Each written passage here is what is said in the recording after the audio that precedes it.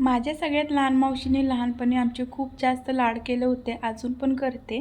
तर मावशी आणि काका आले होते आणि नेमकं मी त्याच दिवशी इडली पण केली होती. सो मग त्यांना पण गरम-गरम इडली करून दिली आणि मस्त दोघांनीही खाल्ली आणि मावशींनी मुलांनासुद्धा चारलं.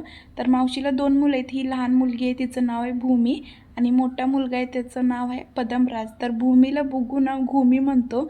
तर हे ऐकून ना सगळेजण खूप हसत होते. त्यानंतर बुगू ना काकाच्या मांडीवर येऊन बसला आणि हे बघून ना भूमी पण लगेच आली. पण बुगू काय भूमीला बसून देत नव्हता. त्यानंतर पदमराज पण आला.